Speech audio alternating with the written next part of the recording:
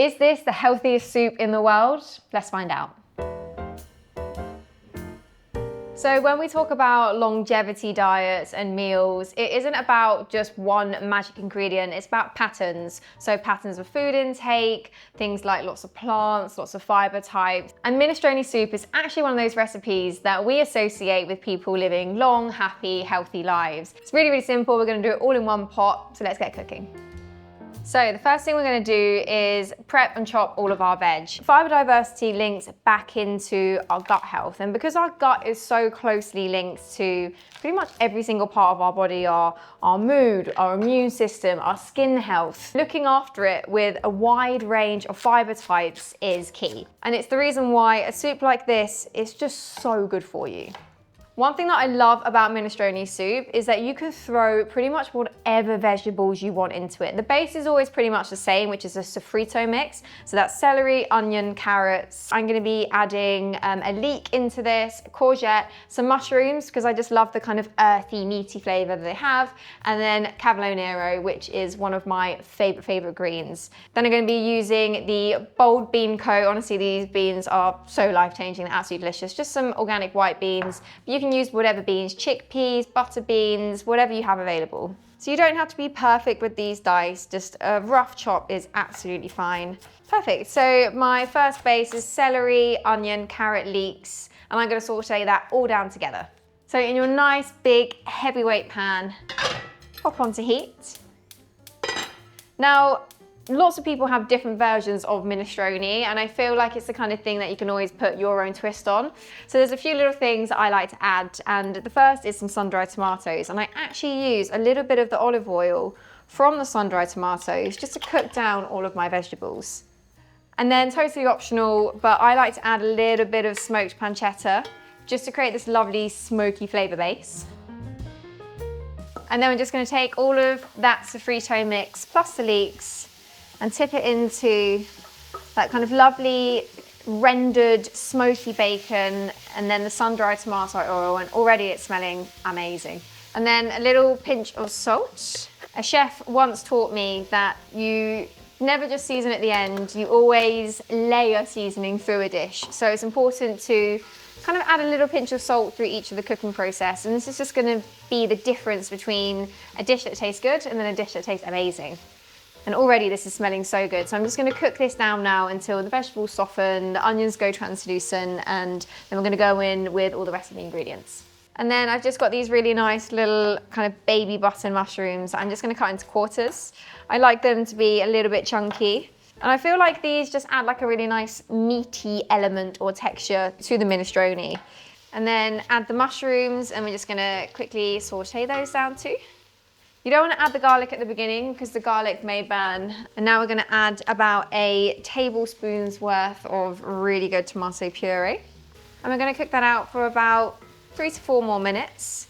It's important that you take time with the base of this soup because that's where all the flavor comes from. It's how you cook the vegetables. And a lot of people just think that vegetables are really just like boring, but if you layer loads of different vegetables, you cook them down really nicely, you get a gorgeous color and caramelization, that actually is going to give the most amazing flavor. And then one thing that I love to do is just get kind of good sprigs of thyme and rosemary, and I'll just chuck them in there.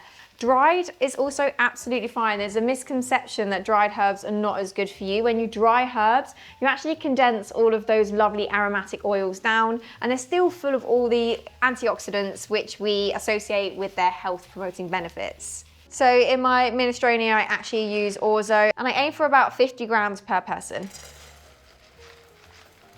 So another little tip is if you find that it starts to catch too much, you don't need to add more oil. You actually just need to add a little splash of water. The same way if you add wine to deglaze a pan, that water is also going to deglaze the bottom. And then I'm just going to add my orzo now straight into that pan and just allow all of that to coat the orzo. Just going to cook that for about a minute. Kind of smells like lasagna, which I always think is a good thing. Then in with a good tin of chopped tomatoes. And then I'm going to fill that tin about halfway up with water. And then I'm going to add these beans, including their beanstalk. So you can actually use the water that the beans are housed in. Often it's really kind of lovely. It's a really good kind of thickening agent. So it makes things feel really luscious and silky. So yeah, don't throw away that beanstalk. And then I'm just gonna add some really good high quality chicken stock.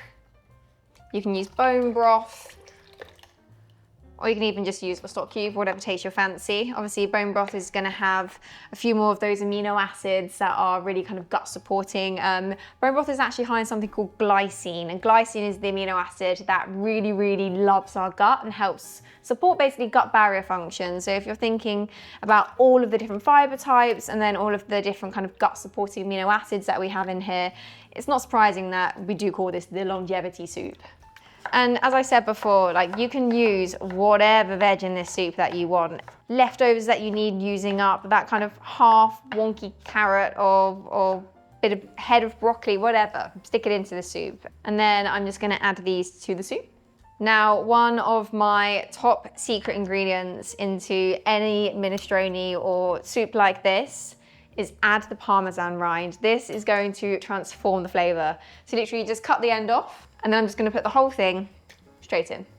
And then for just those additional flavor enhancements, roughly chop them and then just add straight to the pot. I just think the combination of the rich tomato puree, those really beautiful kind of sweet chopped tomatoes, and then that salty, intense sun-dried tomato is kind of like a tomato triple threat, but it just makes this taste so good. And I would also say it's worth investing in those higher quality like tin tomato products because you really can tell the difference. My favorite brand is Muti, and I always say once you go Muti, you don't go back. So I'm just gonna leave that now to do its thing. You can pop a lid on just with a little crack, just so it airs. Because the orzo is pasta, it can get stuck to the bottom, so just give it a stir once in a while. Dislodge all of those bits, keep your eye on it, and that's gonna simmer for about 15 minutes. I love Carbonara Nero because when you see a green that has that really intense kind of rich green color, that is indicative of the types of antioxidants and what we call polyphenols that are in there. And polyphenols are definitely an area of nutrition that we have a lot of interest in when it comes to longevity and people who live kind of really healthy, long lives. And it's one of the reasons why we say the Mediterranean diet is so good for you, is because it's all of those legumes, it's the fresh fruits and vegetables, it's extra virgin olive oil. All of these things are really high in polyphenols. So I'm just gonna shred this and we're gonna set this aside because this won't need 15 minutes cooking in the soup. This will only need about 5 minutes at the end. Always worth doing a little more than you think because it does cook down. So the soup has been simmering for about 15 minutes. All of that lovely orzo has just helped thicken this up as well because the starches in the pasta just release into the soup. Now it's time to remove that big hunk of Parmesan rind. You can see as well, it's gone all soft and kind of jelly. So take that out. And then as well, you can try and find those lovely big twigs of herbs that we stuck in. And then now what I'm gonna do is just take a big handful of those greens and just sprinkle them in. And now all we need to do is wait for those greens to wilt, give it a taste, an extra seasoning if needed, and that is our longevity soup done. Oh, there we go. Oh, it smells amazing. I just love how it's absolutely jam-packed full of so many different plants, different fiber types. It's still got enough protein in because the legumes and also pasta, wheat contains protein, so don't underestimate the little protein boost that we have here. For those who are worried about kind of nitrates in preserved meats, because obviously I have used smoked pancetta in here, diet context is everything. So when we have these cured meats alongside all of the different fibers, antioxidants, polyphenols, their negative health effects can actually be mitigated. So I wouldn't worry too much about that. So I'm just gonna serve these really simply with lots of Parmesan, fresh basil, and really good extra virgin olive oil. I do have to say, I think that this is one of the healthiest soups in the world. So if you're looking for something that's just gonna tick all the boxes for gut health, skin health, immunity, then this is a soup that you need to make. The texture is just divine, and that Parmesan rind just gives this lovely, lovely richness.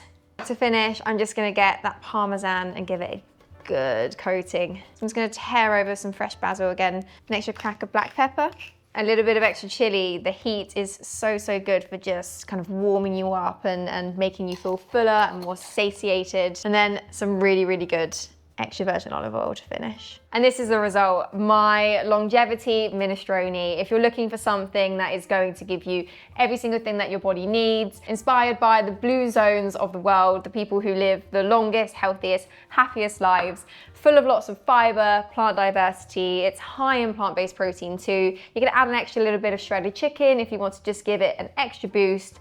But I think this is going to be an absolute winner.